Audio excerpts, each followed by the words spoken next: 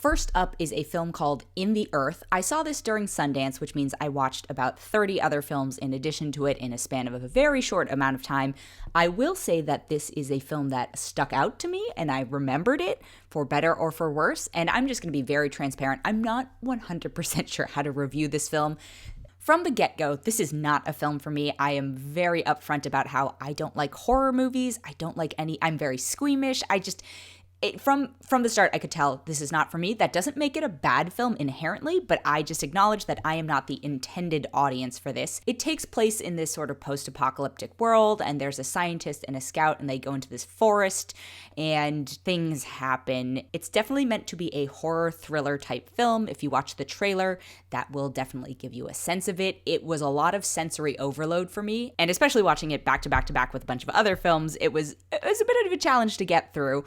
It's written and directed by Ben Wheatley, who is hit or miss. Mostly miss, it seems like. I really enjoyed his film Free Fire that came out a couple years ago. I thought that was sort of a fun, action-y film, but then he also is the director of the recent film Rebecca. He directed a film called High Rise, which was sort of in between, but he's just had some not so great ones. And I totally respect and acknowledge when somebody is just allowed to do whatever they want and they are making it for sort of themselves, but that doesn't mean I, as an audience member, have to be in on the ride. Again, I think my biggest challenge with this, in addition to all the squeamish moments, and you obviously can't see this, but my body is like contorting right now just remembering them, which means sign of a memorable film, but in addition to that, it was just so much sensory overload. The music and sound design is a really big point in this film, and it just, I can imagine it being in a theater, if you're seeing it in a theater, it being so overwhelming that you just freak out, which is probably the intention of it. So, this is why I'm so torn as to how to review this film. I feel like it's successful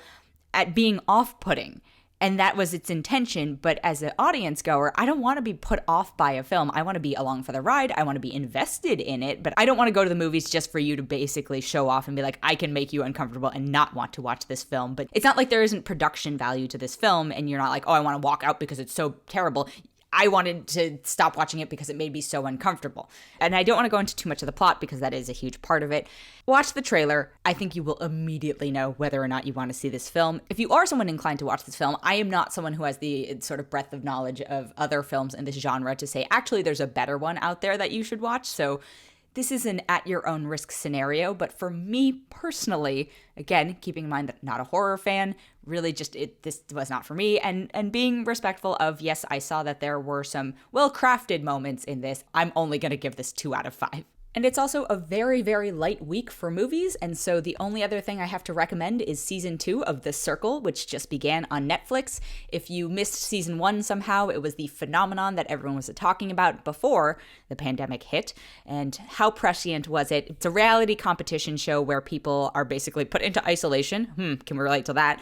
And they can only communicate through this sort of AI platform, which is really, I'm sure, just a bunch of production assistants sitting in a room, typing what they're chatting. They can only communicate through the circle. They can choose whether or not to play as themselves in the images they present. They put a bunch of social media-esque pictures up, and there's a prize at the end, and so it's a lot of gameplay, a lot of voting. I loved the first season. I wasn't sure how challenging it was going to be to watch the second season because, one, now people are aware of the premise and sort of the things that worked and didn't work in season 1, and 2, now I really am feeling connected to it in a sense of isolation and only being able to really communicate virtually. Was that going to be too much for me?